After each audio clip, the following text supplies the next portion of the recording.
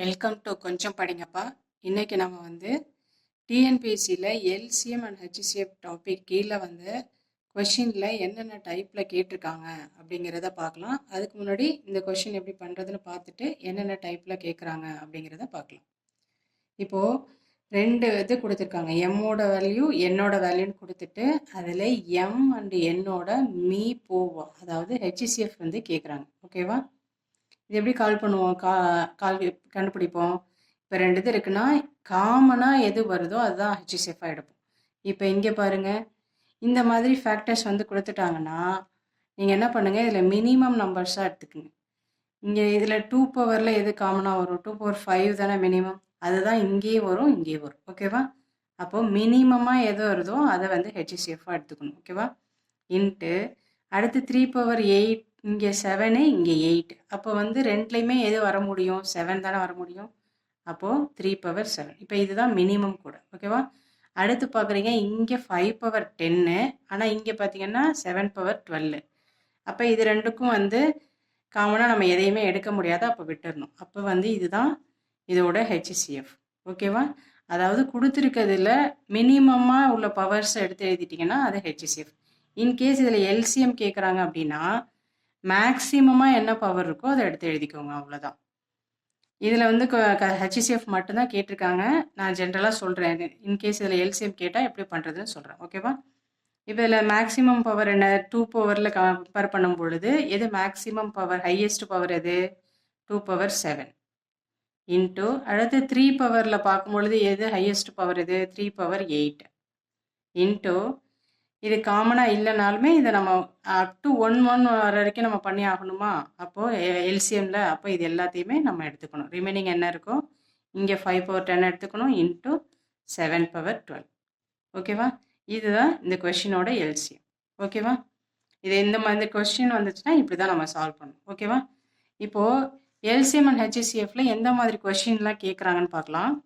டைரெக்டாக ஒரு 2 நம்பர்ஸ் இல்லாட்டி 3 நம்பர்ஸ் கொடுத்துட்டு எல்சிஎம் இல்லாட்டி ஹெச்சிசிஎஃப் கேட்பாங்க. ஓகேவா? இது மாதிரி கேட்பாங்க. இல்லைன்னா இந்த product of 2 numbers is equal to,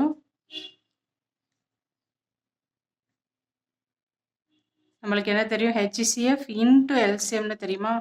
அதாவது 2 நம்பரை நம்ம மல்டிப்ளை பண்ணுறது ஹெச்சிசிஎஃப், அதோட ஹெச்சிசிஎஃப்பையும் எல்சிஎம் மல்டிப்ளை பண்ணுறதுக்கு ஈக்குவல். இந்த மாதிரி கொடுத்துட்டு இதில் என்ன பண்ணுவாங்க, ஒன்று இந்த 2 நம்பரை தனித்தனியாக கொடுப்பாங்க, இல்லாட்டி ப்ராடக்ட் ஆஃப் 2 நம்பர்ஸ்னு சேர்த்தே கொடுத்துட்டு இதில் எல்சிஎம் கொடுத்துட்டு ஹெச்சிசிஎஃப் கொடுப்பாங்க. அதாவது இதில் 3 டேர்ம் கொடுத்துருவாங்க. இது இது இதை செப்பரேட்டாகவும் கொடுக்கலாம், இல்லாட்டி சேர்த்தையும் கொடுக்கலாம். அந்த மாதிரி கொடுத்துட்டு ஹெச்சிசிஎஃப் கேட்பாங்க. ஓகேவா? இந்த டைப்பில் நம்பர்ஸ் வச்சு வரலாம். ஓகேவா? ப்ராடக்ட் ஆஃப் 2 நம்பர்ஸ் யூஸ் பண்ணுறது அதிகமாக வருது. அதில் நம்பர்ஸ் யூஸ் பண்ணி வர்றது வரும். ஃபார் எக்ஸாம்பிள், ப்ராடக்ட் ஆஃப் 2 நம்பர்ஸில் ஃபர்ஸ்ட் நம்பர் 2, ரெண்டாவது நம்பர் 3, அப்புறம் அதோட ஹெச்சிசிஎஃப் நான் ஃபார் எக்ஸாம்பிளுக்கு தான் சொல்கிறேன், 1 அப்படின்னு கொடுத்துட்டு அதோட எல்சிஎம் என்ன அப்படின்னு கேட்பாங்க. ஓகேவா? இந்த மாதிரி கேட்பாங்க. அப்படி இல்லை அப்படின்னா இந்த மாதிரி பவர்ஸை கொடுத்துட்டு அதோட ஹெச்சிசிஎஃப் என்ன, ப்ராடக்ட் ஆஃப் இது இவ்வளோ கொடுத்துட்டு இதோட ஹெச்சிசிஎஃப் இப்போ ஃபார் எக்ஸாம்பிள் நம்மளுக்கு ஹெச்சிசிஎஃப் தெரியும், இதை கொடுத்துட்டு எல்சிஎம் என்ன அப்படி கூட கேட்கலாம். ஓகேவா? அடுத்து வேறு எப்படி கேட்பாங்கன்னா, இப்போ a³ b² b a/5 c/2 a/1. இன்னொரு நம்பர் அதாவது இங்கே நம்பர்ஸில் கொடுத்துருக்காங்களா, அதே லெட்டர்ஸில் கொடுத்தும் கேட்கலாம். இன்னொரு நம்பருக்கு a² b/5 into b² a/3 into c/1 a/4. இந்த மாதிரி கொடுத்துட்டு இதுக்கு எல்சிஎஃப் ஹெச்சிசிஎஃப் இந்த மாதிரி கேட்கலாம். ஓகேவா? ஒன்று நம்பர்ஸில் கொடுக்கலாம், இல்லை பவர்ஸில் கொடுக்கலாம், இல்லைன்னா இந்த மாதிரி லெட்டர்ஸில் கொடுத்தும் கேட்கலாம். ஓகேவா? அடுத்து பாலினாமியல்ஸை யூஸ் பண்ணி கேட்பாங்க. அதாவது பல்லுறுப்புக்கோவைன்னு சொல்லுவோம்ல, ஈக்குவேஷன் மாதிரி கொடுத்துட்டு அதில் ஹெச்சிசிஎஃப் கொடுத்துட்டு எல்சிஎம் கேட்கலாம், இல்லை எல்சிஎம் கொடுத்துட்டு ஹெச்சிசிஎஃப் கேட்கலாம். அந்த மாதிரி கேட்பாங்க. அடுத்து 3வது டைப் என்னென்னா, ஒரு இப்போ வந்து இது ஒரு 3 நம்பரோட எல்சிஎம் வந்து 100 அப்படின்னா எது வந்து ஹெச்சிசிஎஃபாக இருக்க முடியாது அப்படிங்கிற மாதிரி கேட்பாங்க. அதாவது எது ஹெச்சிசிஎஃப் கிடையாது